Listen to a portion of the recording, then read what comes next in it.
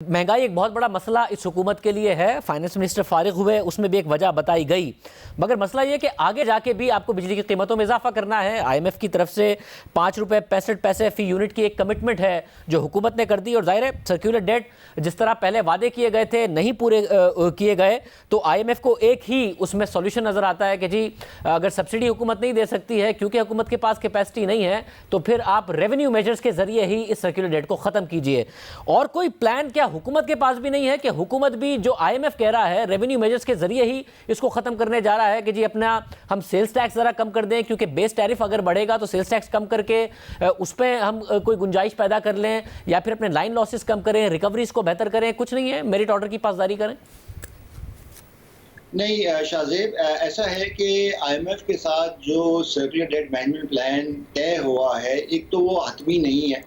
अगले 2 साल पे मुश्तमिल अरसे पर उसकी पेशनगोई की गई है कि अगर हमने गर्दिशी कर्जे के बहाव को सिफर करना है तो यकीनन हमें सब्सिडी की मकदार को दुगना करना पड़ेगा।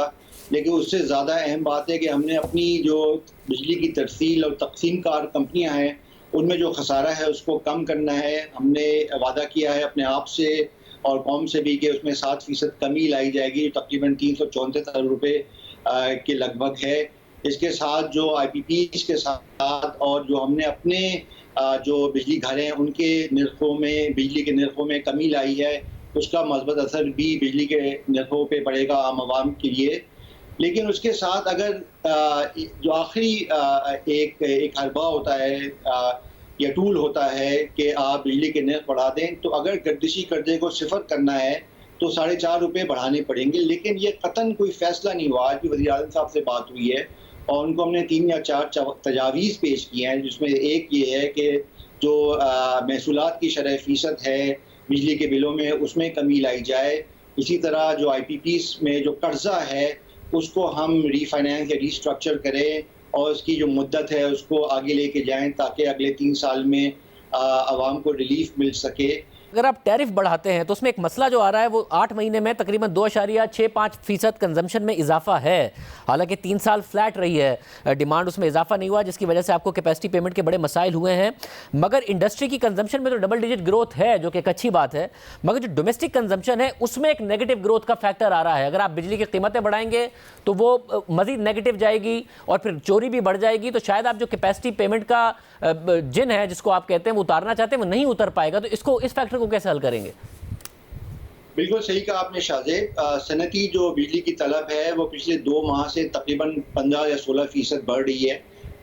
तो ये बहुत ही खुशआइन बात है। लेकिन ये बात मैं भी कहता हूँ कि अगर हमने रिहायशी सारिफिन के दाम बढ़ाए तो जो साहिब हैसियत लोग हैं वो अपने घरों में सोलर लगा लेंगे, और जो साहिब हैसियत नहीं है वो बिजली का इस्तेमाल कम करेंगे और बिजली की तलब में कमी आएगी। 300 यूनिट्स तक जो बिजली इस्तेमाल कर रहे हैं वो तकरीबन 85% हैं तमाम सारिफिन के।